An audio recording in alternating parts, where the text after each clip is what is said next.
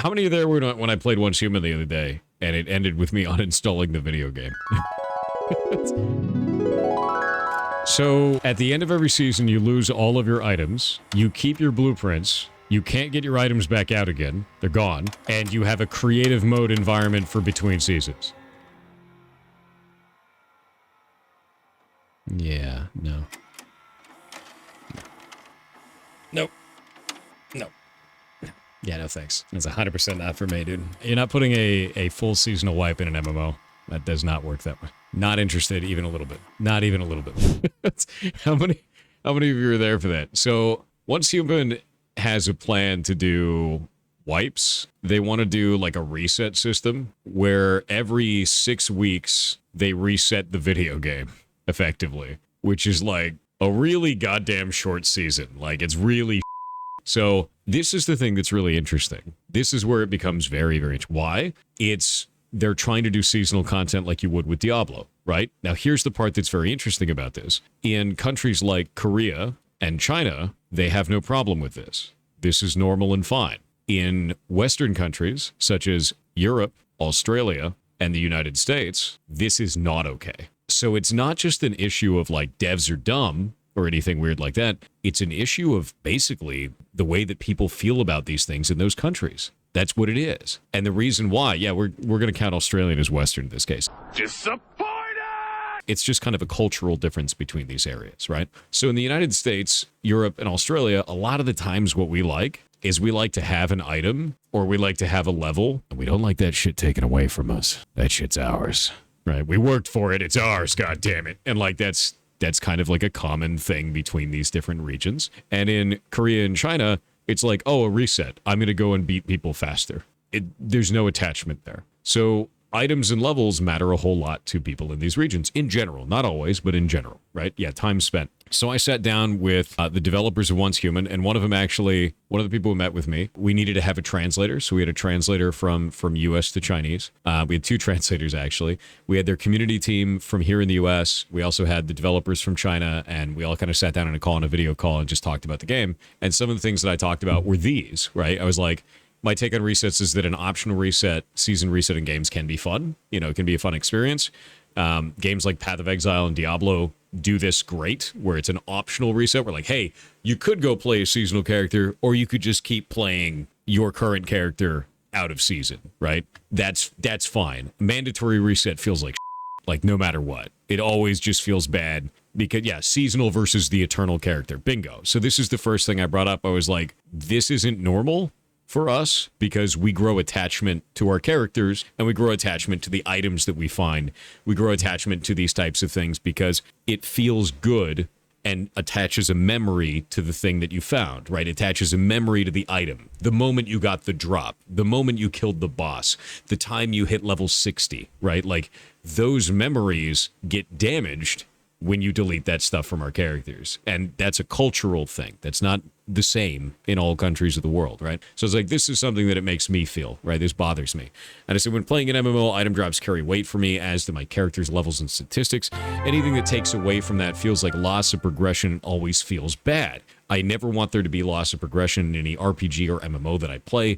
Each time, or each item or level carries a memory, the cool item drop, etc., right? You know, we've already covered this. So I said, taking that item away or level diminishes that memory free. It makes me feel less attached to the game. Like the moment you remove that, I have less emotional attachment to your game. I don't even want to play it anymore because not only is that memory gone, but now it feels like wasted time. It's gone. Deleted, and you've wasted my time, and now I'm irritated, right? Why would I play? What's the point of playing if it's just going to disappear anyway? Who gives a right? So I said item drops in Once Human also cannot be repaired, which immediately made me feel less attached to them. Why farm the really cool weapon if I'm going to lose it in a few hours from now anyway? I would much rather repair these items, even if it was more expensive resource-wise, as it lets me keep that drop that I farmed for. Why the hell am I going to run a dungeon if I'm just going to lose it, is how it felt to me, right? It's like, oh, well, it's just, I can't repair it. Like, everything is temporary. It doesn't matter. Who gives a shit, right? So that felt really bad, right? Sounds like Tarkov. I could see it working in a game like Tarkov. I could see it working in a game like that because the entire basis of the game is everything is temporary. But this is more of an MMO, right? It has gone in the direction of an MMO. So because of that, imagine doing that in World of Warcraft. Imagine never being able to repair your gear in World of Warcraft. Now it doesn't make any sense because that's the kind of community this has garnered and the kind of direction for the game. Like that feels real weird, right? Yeah, MMO Tarkov, bingo. I said cosmetics currently are also per character, which feels just horrible. That's just a bad direction, right? I said I would much rather have these account-wide. Currently, I have no reason to buy a cosmetic as it would have to rebuy it for each character that I make. This is another thing that we brought up during the meeting. Why should I buy a cool hat multiple times just because I made multiple characters? I'm not interested in that at all. So they're incredibly receptive to this. So the part that was really cool about this is not only were they incredibly receptive, they're already enacting change. So they said, thank you for taking the time to discuss this with us and provide such detailed feedback about Once Humans gameplay. We understand meta's concerns, so like the meta-humans, right? About mandatory seasonal resets and how they can affect your sense of progression and attachment to your character. We also recognize that cosmetics being tied to individual characters can be frustrating. We plan to make all purchased cosmetics accessible across multiple characters within the same account by August. So they're changing this immediately. The moment that they can, they're changing this over. So by next month, they're making it so that all of your cosmetics are available across all of your characters. Yeah, they listen. They 100% listen. They immediately changed this. If you have already purchased the same cosmetic on different characters within the same account, we will refund the consumed Christogen or other in-game currency for the additional purchases once the cosmetics are account-wide. So not only do they listen, they're immediately like, wow, you're totally right. We're fixing that. To all metas, not just pirate software, if you have any comments or feedback about Once Human, please leave a message in the comments section on our official Discord.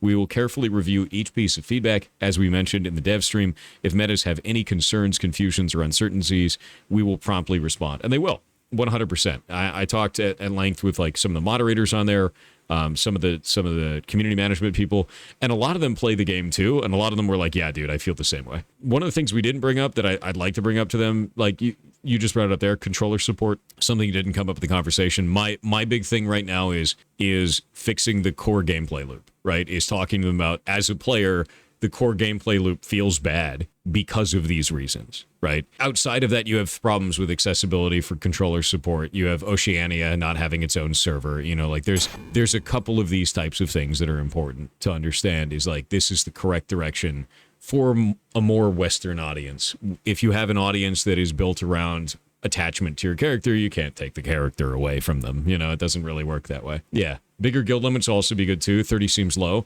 I can agree with that. I think that's stuff that like they're super receptive to wanting to have more conversations with me. So I'm just going to keep doing that, like legitimately. I want to keep talking to them because I don't think the game sucks. I just think that direction is like, that's so not compelling to me to have a character wipe that I was just like, dude, I'm not going to play this. Like, the game is really cool, but like, I can't invest my time in something that's going to delete my character. Like, I just can't do that. It's just not a thing I can do. So like, yeah, and a lot of people are going to be saying same, you know. So for me, it was like, let's talk to them about this, raise the concern. And they were immediately like, so many people feel this way. Thank you for talking to us. We're going to work on this. And the dev even said, he's like, because I believe he was the game director. He was talking about this, and he was like, some of this stuff, you know, with the direction for this, we want to make the best possible game. We want to do this. It's just going to take time, and I hope that you guys give us that time. And I was like, as long as you communicate with your community, no matter what, they're going to give you that time. You just have to talk to them. So these types of things, incredibly important for keeping that community together. And if you look at the comments in here, grand majority of them are actually super positive. Ones in here are super positive as well. You know, Kill Carnage is in here saying it, Bucky's in here saying it, Dan's is in here saying it. Because, like, it's just super important to understand is, like, talk to devs like a human being, you know? Just talk to devs as a human being. Transparency and open communication. Bingo. It's almost like, and I've been doing this a lot, it's almost like developers are human beings. The mods were fed $5. Thanks to the $5 to the moderator. It's almost like the devs are human beings. And if you have a normal conversation with them, they go, wow, you might be right about that. Who knew, you know? So that's a pretty damn big deal. It's a really big deal, actually. But yeah, no, they did a really good job with this. And yeah, I'm just gonna wait. I'm gonna wait and watch. Wait and watch.